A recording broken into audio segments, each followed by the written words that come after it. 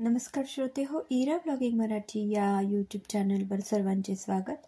आजच्या व्हिडिओमध्ये आपण ऐकणार आहोत खेळ मांडला या कथेचा भाग 21. लेखिका संजना इंगळे. तुम्हाला मामी म्हटलं तर चालेल? इतका वेळ निर्धास्त असलेल्या सरिता मावशीला हे ऐकून एकदम धक्का बसला. इतरांनाही प्रश्न पडला की आरोही असं का विचारते. मामी? मला? हो, तुम्हाला मामी म्हणू? सरिता मावशीला आता तर घामच फुटला. सगळं पितळ उघडं पडणार. मी घराच्या बाहेर होणार आणि आरवीपासून मी दूर जाणार. माझी आई सांगायची मला एक मामी होती. खूप छान स्वयंपाक बनवायची. सुगरण होती ती, अगदी तुमच्यासारखी. तिने मामीचं जे वर्णन केलं होतं ना, तुम्हाला बघून मला माझ्या मामीचीच आठवण झाली बघा. म्हणून म्हटलं की अच्छा असं आहे काय? चालेल की मामी म्हण मला. सरिताचा जीव पुन्हा एकदा भांड्यात पडला. नकुल आणि आरोही गाडीत बसून परत गेले. प्रमिला खूप दिवसांनी आपल्या भावाकडे आली होती. सागरची बायको खुशी गरोदर होती. प्रमिलाची ही मुलं मोठी झालेली. पुण्यात हॉस्टेलवर राहून शिकत होती. प्रमिला एकटीच सागरकडे आलेली. बहीण इतक्या दिवसांनी आली म्हणून खुशी आणि सागर आनंदात होते. दोघांनी मिळून ताईचा यथोचित पाहुणचार केला. ताई, यावेळी महिनाभर कुठेही हलायचं नाही हं? बरं बाबा. प्रमिला तिच्या खोलीत सामान ठेवते आणि फ्रेश व्हायला जाते. सागर मोबाईलमध्ये काहीतरी करत होता. खुशीने विचारलं, काय हो, वैतागलेले दिसताय? माझ्या मोबाईलचं स्टोरेज ग. रोज काही ना काही डिलीट करावं लागतंय. कुठे जातो इतकं स्टोरेज कळत नाहीये. सागर मोबाईलचं स्टोरेज पुन्हा चेक करतो. खोलवर जाऊन चेक केल्यावर त्याला समजतं की जास्तीत जास्त स्टोरेज स्पेस ही ऑडिओ फाईल्सची आहे. Audio files? कसल्या आहेत इतक्या ऑडिओ फाईल्स? सागर चेक करतो. त्यात त्याला कॉल रेकॉर्डिंगच्या ऑडिओ फाईल्स दिसल्या. मी कॉल रेकॉर्डिंग कधी ऑन केलेलं? माझ्या माहितीत मी असं काही करत नाही. इकडे खुशी घाबरते. ती सेटिंग काही वर्षापूर्वीच तिने केलेली आणि नंतर बदलण्याची विसरली. कॉल झाल्यावर कॉल रेकॉर्डिंगचं नोटिफिकेशन यायचं, पण सागरच्याही ते इतकं लक्षात आलं नाही. त्याने पाहिली की सर्वात मोठी ऑडिओ फाईल डिलीट करायला घेतली, ज्यात प्रमिला आणि सागरचं आरोहीबद्दल संभाषण असतं. ती पण सहज त्याला काय वाटलं कोण जाणे. त्याने मोठ्या आवाजात ती क्लिप सुरू केली. हे गुपित फक्त आपल्यात राहील. आरोहीला बाळ आहे आणि ते मानवकडं आहे हे फक्त आपल्याला माहिती आहे. आवाज ऐकून प्रमिला धावतच आली. सागर, काय प्रकार आहे हा? सागरला सर्व समजतं.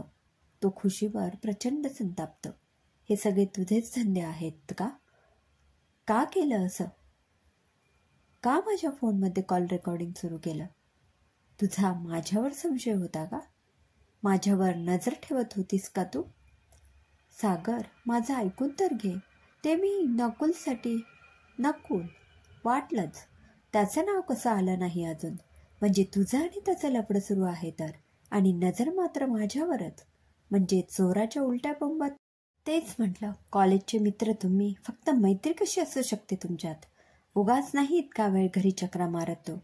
मी असतो तेव्हा तर ठीक आहे, पण मी नसताना येत नसेल कशावरून?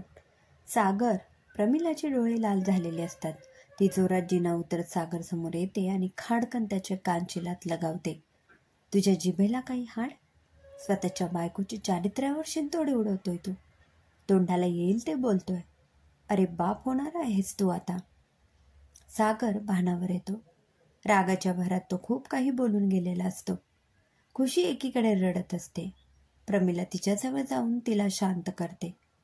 खुशी, जे काही झालं असेल ते सांगून टाक. मी काय सांगते ते आता नीट ऐका. होय, मीच सागरच्या मोबाईलमधून कॉल रेकॉर्डिंगचा ऑप्शन सुरू केलेला. नकुल माझा कॉलेजचा मित्र. त्याची बायको आरोही, त्याला ती ज्या अवस्थेतच सापडली होती तेव्हा सोबत एक बाळही होतं. नंतर त्या बाळाचा थांगपत्ता लागला नव्हता. आरोही आता आई बनू शकत नव्हती, पण नकुलला आरोहीचं ते बाळ हवं होतं. त्याला बाप बनायचं होतं. काय? प्रमिलाच्या कानात कुणीतरी गरम शिसं ओतलं असा भास झाला. होय, त्यासाठी त्याने मला तुमच्याकडून माहिती काढायला लावली. त्याला माहीत होतं की गावी प्रमिलाताई आणि सागर हेच त्या सर्व घटनेला साक्षीदार म्हणून होते. ते प्रमिला मटकन खाली बसते. नकुलला सगळं सत्य समजलं तर आता याचा परिणाम. प्रमिलाताई, मी सगळं रेकॉर्डिंग ऐकलं. मला सर्व गोष्टी समजल्या. सगळी गुपितं समजली. पण जेव्हा मी विचार केला की हे गुपित बाहेर येईल तेव्हा कितीतरी आयुष्य उद्ध्वस्त होतील, तेव्हा मात्र मी नकुलला खोटं सांगितलं. बाळ या जगात नाही असं सांगितलं आणि विषय तिथेच संपवला. खुशी, खरं बोलते ना तू? खरंच त्याला काही कळलं नाही ना? नाही ताई, विश्वास ठेवा माझ्यावर. हे सगळं ऐकून सागर खचील होतो. त्याला खूप अपराधी वाटतं. तो खुशीची माफी मागतो आणि खुशी त्याला माफ करते. कारण गोष्टी ताणून धरायच्या नसतात हे तिच्या मानसशास्त्राच्या अभ्यासाने तिला चांगलंच शिकवलं होतं. तिघेही या विषयावर चर्चा करतात. ताई, आपण ही गुपितं जपली आहेत, पण उद्या हे सगळं कधी ना कधी बाहेर येईलच. आरोहीला जरी काही आठवत नसलं तरी तिला समजेल ना की आपल्याला मूल होतं.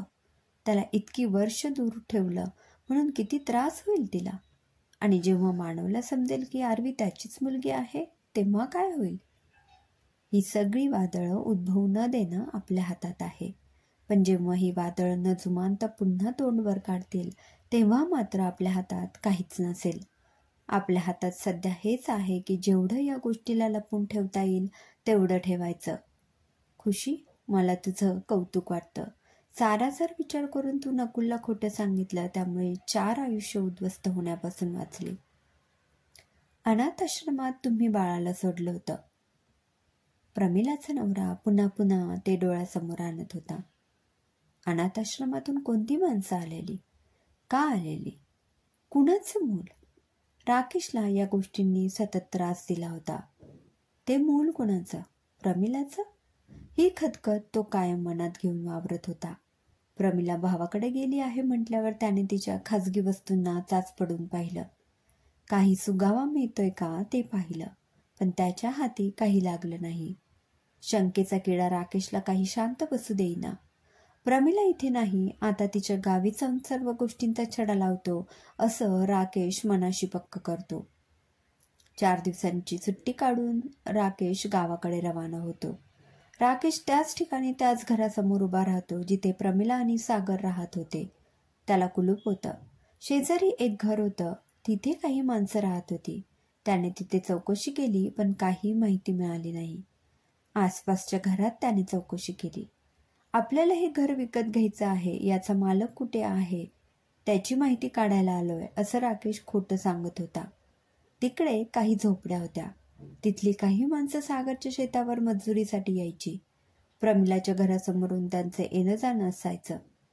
राकेश तिथे जाऊन पोचला. मला एक कळेल का की इथे कोणी राहत होतं?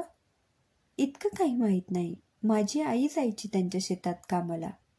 अच्छा, पण तिथे कोण राहायचं काही सांगितलं का? हो, एक गरोदर मुलगी होती तिथे. तिचं लग्न झालेलं नसताना ती पोटुशी आहे अशी कुणकुण येत होती कानावर. म्हणजे माझी आई आणि तिच्या मैत्रिणी अशा चुगल्या करायच्या. राकेशला काय करावं समजेना. त्या घरात फक्त प्रमिला राहत होती. दुसरी कोणीही मुलगी नव्हती. मग गरोदर कोण होतं? या बायकांनी कोणाला गरोदर बाई पाहिलेलं? जर इथे फक्त प्रमिला राहत होती म्हणजे भाऊ घरी नसताना ही घरी एकटी असताना हिने कुणाला तरी बोलावलं असेल. आणि क्रमशः श्रोते हो, कसा वाटला कथेचा आजचा भाग कमेंटमध्ये नक्की कळवा. पुन्हा भेटूया कथेच्या पुढील भागात. धन्यवाद.